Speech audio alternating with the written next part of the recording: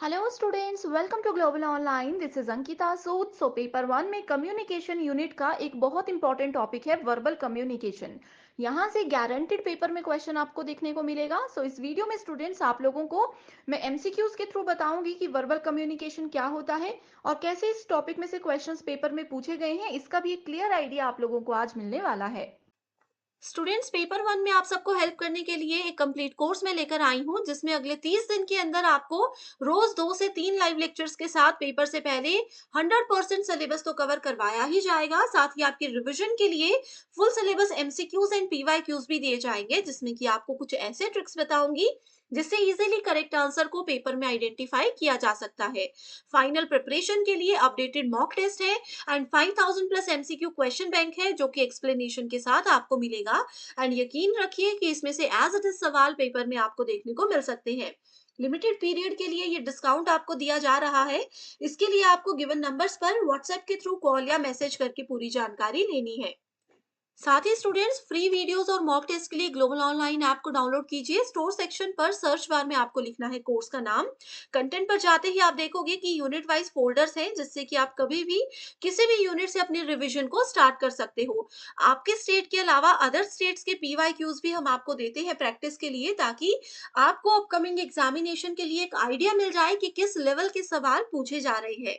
तो ये एक ऐसा कोर्स है जो डेफिनेटली स्टूडेंट्स आपको एग्जाम क्वालिफाई करने में हेल्प करेगा। आप सभी को पता होना चाहिए कि कम्युनिकेशन, जो कि पेपर वन में यूनिट नंबर 4 है, इसका सिलेबस क्या है। तो यहाँ पे आप देख सकते हो, हिंदी एंड इंग्लिश दोनों ही लैंग्वेजेस में मैंने सिलेबस ऐड कर रखा है।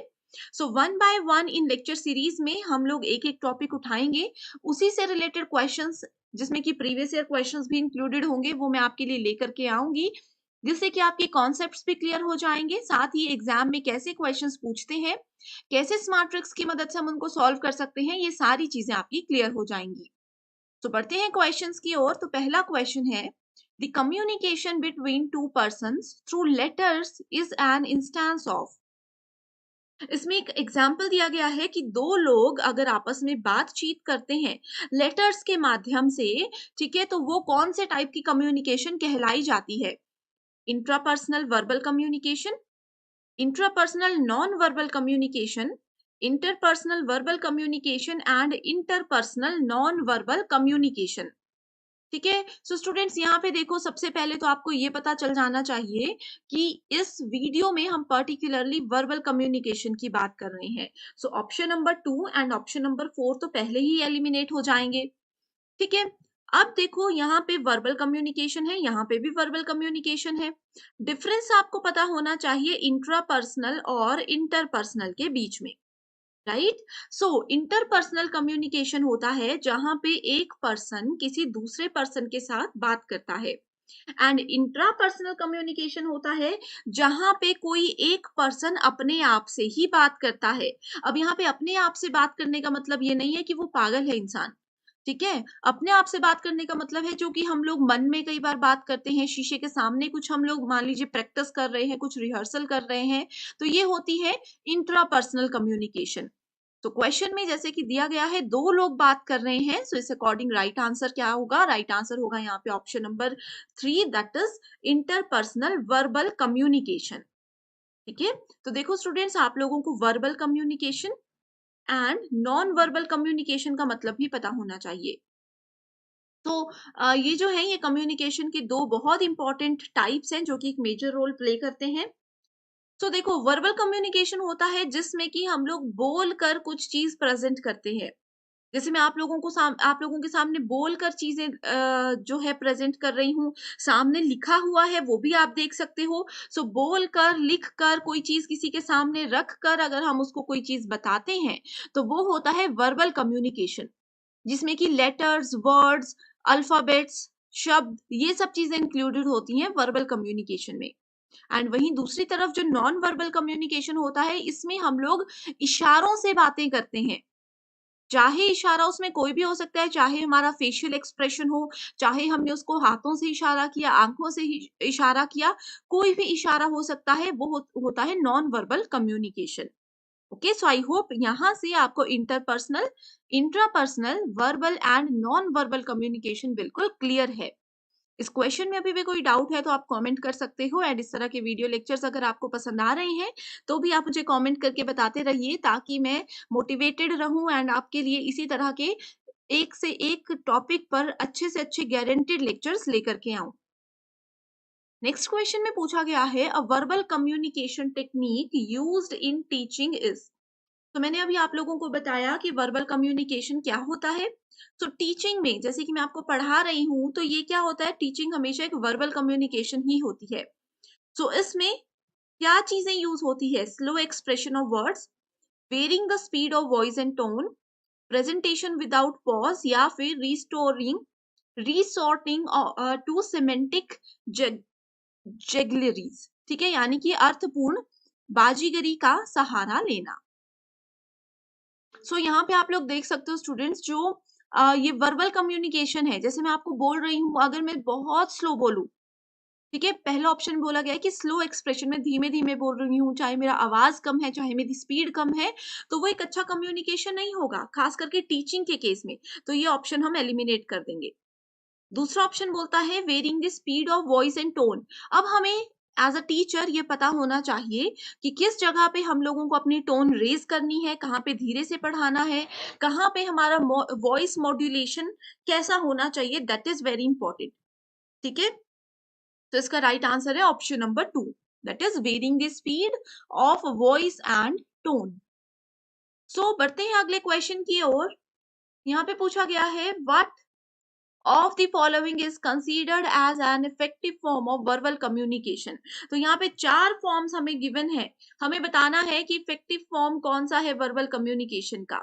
स्टोरी टेलिंग, स्लोगनरिंग यानी कि नारेबाजी, use of high pitch of voice, या फिर मोनोलॉग्स। तो देखो स्टूडेंट्स, ये वाला क्वेश्चन बहुत इंपॉर्टेंट है, ये प्रीवियस ईयर क्वेश्चन ही है यूजीसी नेट का, एंड इसी क्वेश्चन को बहुत बार एग्जाम में थोड़ा थोड़ा घुमा करके पूछा जाता है। तो वन बाय वन आपको पता होना चाहिए कि क्या कौन सी चीज का क्या मतलब है। ठीक है, तो सबसे पहले अगर हम लोग स्टोरी टेलिंग की बात करते हैं, तो स्टोरी टेलिंग क्या है, इसमें हम लोग शेयर करते हैं अपने एक्सपीरियंसेस को।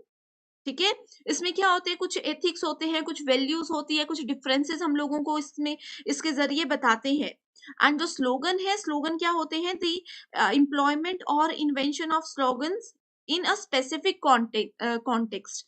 ठीक है, तो ये तो एक वर्बल कम्युनिकेशन का मेथड नहीं हो सकता। नेक्स्ट है use of high pitch of voice, यानी कि pitch means speaking in a high, low और नेचुरल वॉइस। कई बार होता है ना कि कोई टीचर बहुत ज्यादा जोर से बोलते हैं, वो भी स्टूडेंट्स उनकी भाषा नहीं समझ पाते। कोई टीचर्स बहुत स्लो बोलते हैं, वॉल्यूम बहुत कम होता है, तो भी स्टूडेंट्स को दिक्कत रहती है, तो इसलिए नॉर्मल पिच होनी चाहिए। नेक्स्ट है monologues. Monologues involves one character speaking to another. ठीक है, क्या होता है कि एक पर्सन किसी दूसरे से बात कर रहा है, ये मोनोलॉग का एक सिंपल सा एग्जांपल आप लोग लेकर के चलिए।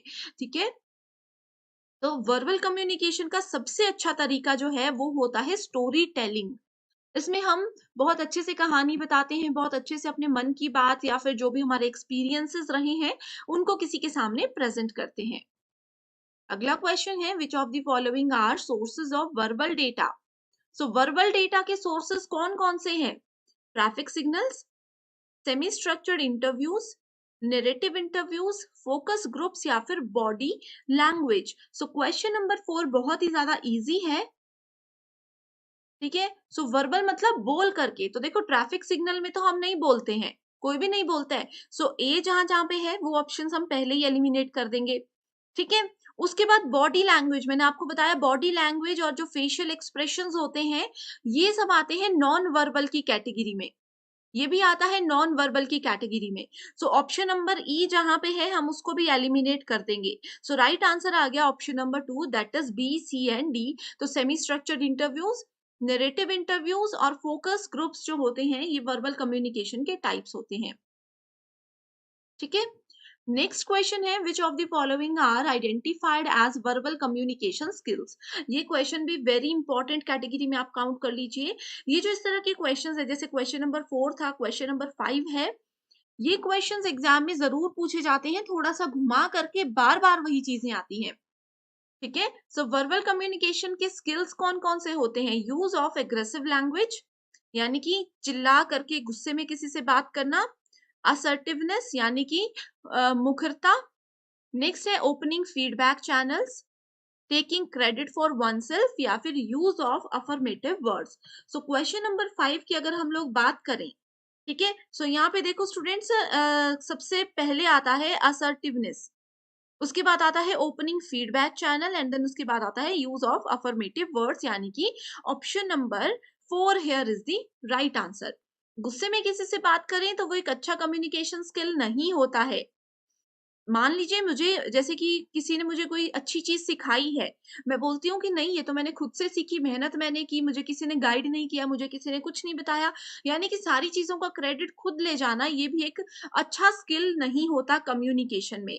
इस वजह से ये दोनों ऑप्शंस हमने एलिमिनेट कर दिए। सो राइट आंसर आ गया बी, सी एंड ई।